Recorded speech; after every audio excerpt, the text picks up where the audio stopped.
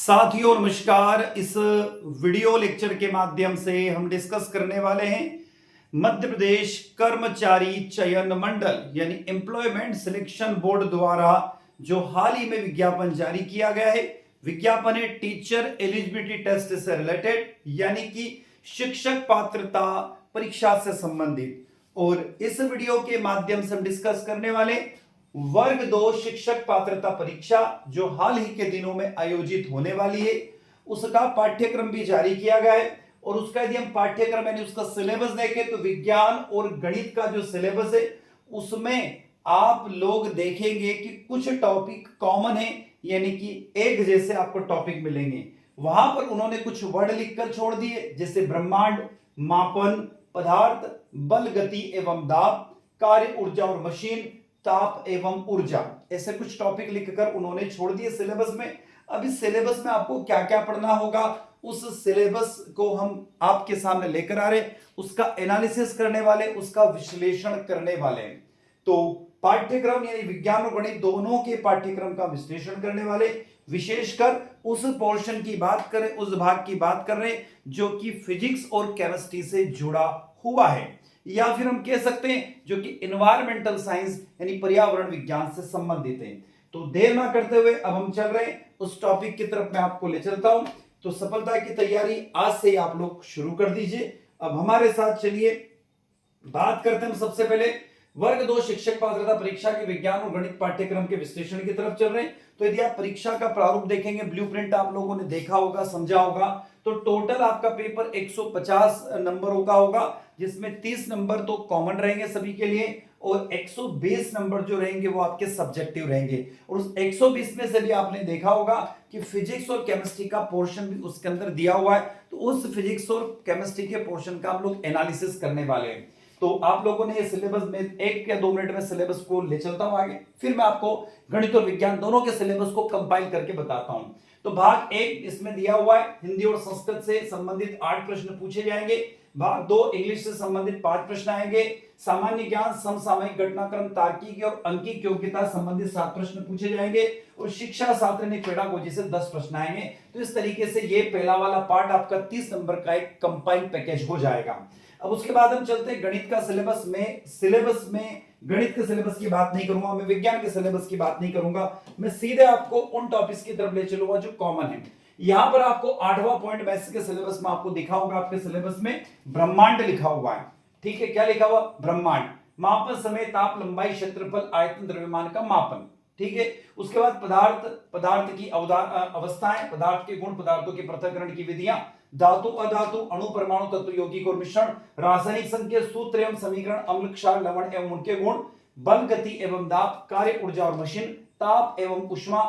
ये इतने टॉपिक हमने देखे। तो ये टॉपिक कितने हो गए? 1 2, आप देखिएगा 1 2 3 4 5 और 6 टॉपिक हैं। अब इन्हीं टॉपिक को मैं आपको विज्ञान का सिलेबस जो 120 नंबर का जारी हुआ उसके अंदर जो कंटेंट की तरफ हम लोग चलते हैं। तो उस कंटेंट में आप शुरुआत में जब आप आओगे तो पहले नंबर पर आपको दिखेगा ब्रह्मांड, मापन, समय, ताप, लंबाई, क्षेत्रफल, आयतन, द्रव्यमान का मापन, पदार्थ की अवस्थाएं।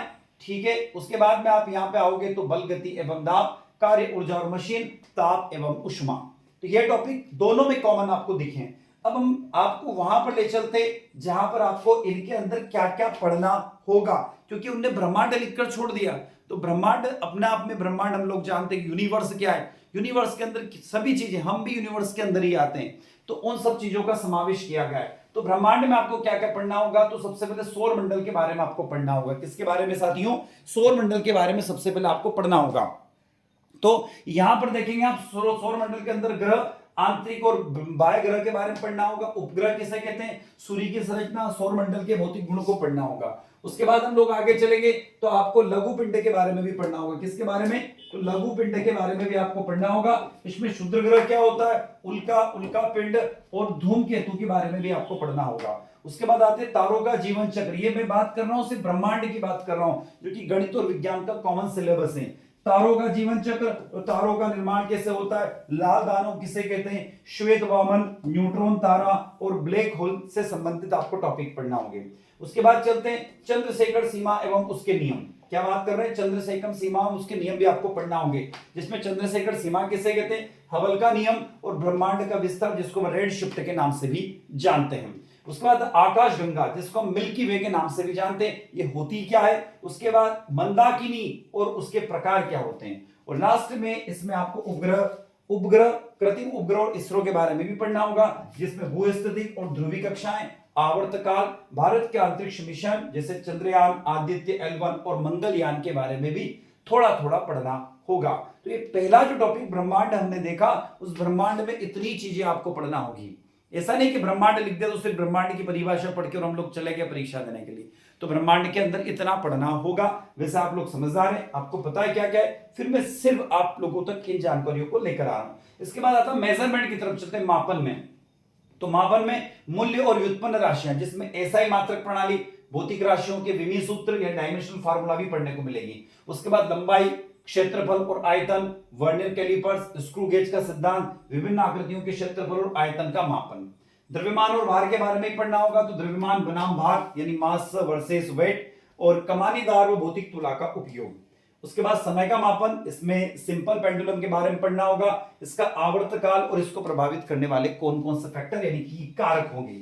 उसके बाद तापमान और मापन, प्रयोगशाला डॉक्टरी थर्मामीटर और स्केल और रूपांतरण, जैसे फ़ारेनहाइट होता है, सेल्सियस होता है और केल्विन होता है, तो इनका आपस में परिवर्तन कैसे किया जाता है, और ये तीनों थर्मामीटर आखिरकार होते क्या है, या टेम्परेचर स्केल क्या है, इनके बारे में भी हमको डिटेल में पढ़ना होगा।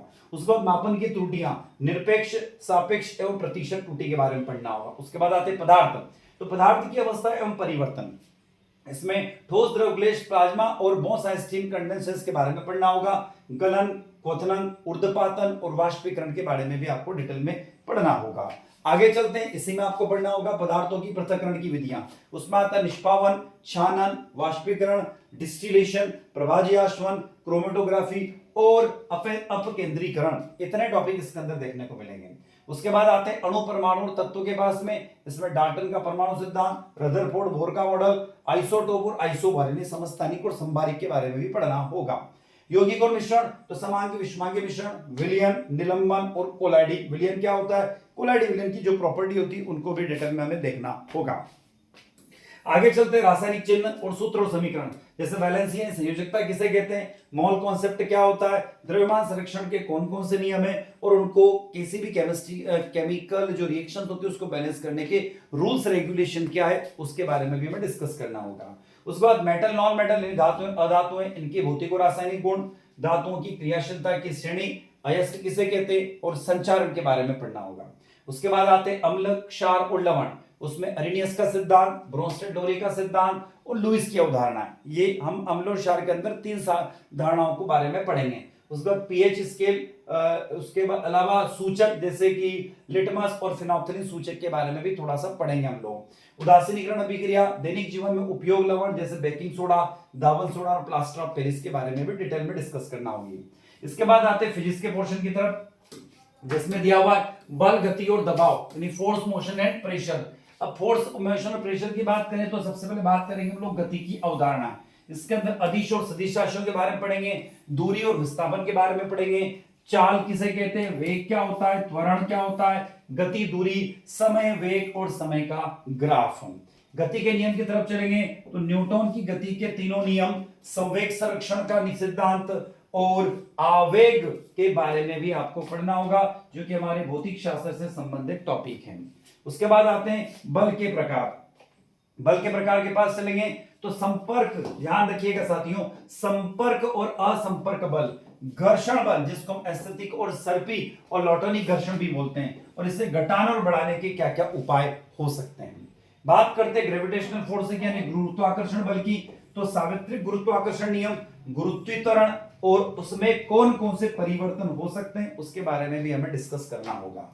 प्रेशर की तरफ आते हैं, दाब के बारे में आप लोग जानते हो, तो दाब का सूत्र क्या होता है, द्रवों में दाब किस तरीके से कार्य करता है, पास्कल का नियम क्या होता है, और एटमॉस्फेरिक प्रेशर यानी वायुमंडलीय दाब जिसको बैरोमीटर से मापा जाता है उसके बारे में भी पढ़ना होगा।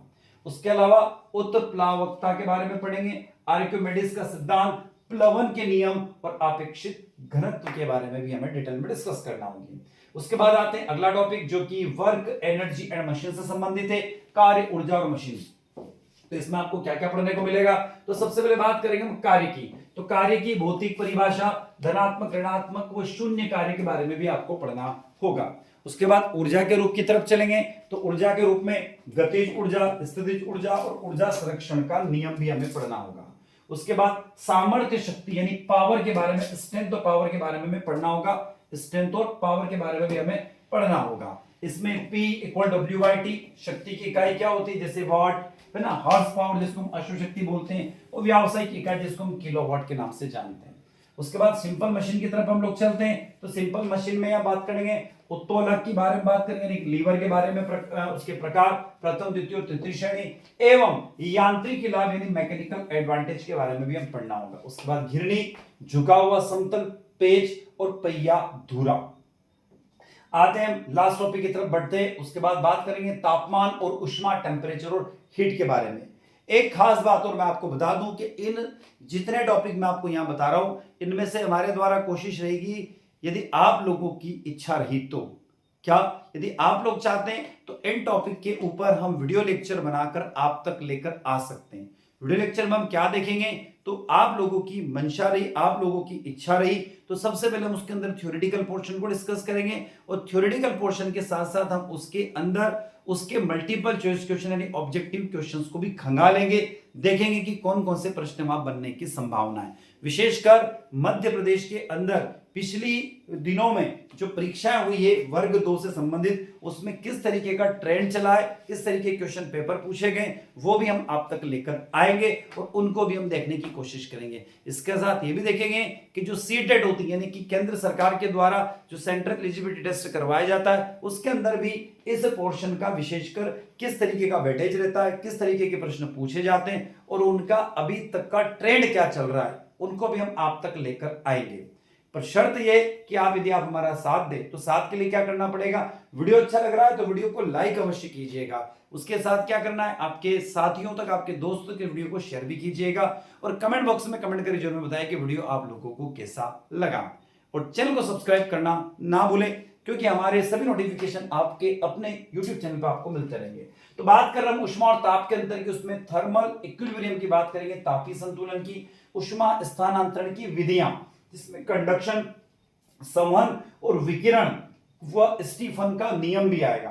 पदार्थ के तापीय गुण, विशिष्ट उष्माधारिता, उष्माधारिता और गुप्त उष्मा, और उसके बाद आता उष्मी प्रसार, उसमें ठोस, द्रव और गैसों के रेखीय, क्षेत्रीय और आयतन प्रसार गुणांक, जल का असामान्य प्रसार, जिसमें जल का अधिकतम घनत्व जो कि 4 डिग्री सेंटीग्रेड पर होता है, क्यों होता है उसके बारे में भी हम डिटेल में पढ़ेंगे। तो साथियों, जैसा मैं आपको कह रहा हूं कि यदि आप लोग चाहते हैं कि आपको ये जो टॉपिक हमने बताए हैं, भी इतने सारे टॉपिक जो कि फिजिक्स और केमिस्ट्री से कोरिलेट करते हुए टॉपिक है, उनके यदि वीडियो लेक्चर आप लोगों को रिक्वायरमेंट है, आप लोग चाहते हैं कि आप हमारे साथ में तैयारी करना चाहते हैं, मेहनत करना चाहते हैं, तो बिल्कुल आप आपके अपने YouTube channel chemistry bye D Sharma को अवश्य सब्सक्राइब कीजिएगा। वीडियो अच्छा लगता है तो लाइक कीजिए, कमेंट बॉक्स में कमेंट जरूर कीजिएगा कि क्या हम आपके लिए क्लास लेकर आ सकते हैं, तो हम इन टॉपिक पर आपके लिए क्लास लेकर आ जाएंगे यदि आप डिमांड करते हैं तो साथियों, इसी के साथ हम आपसे विदा लेते हैं। नए वीडियो के साथ पुनः आपसे मुलाकात होगी, तब तक जय हिंद, जय भारत।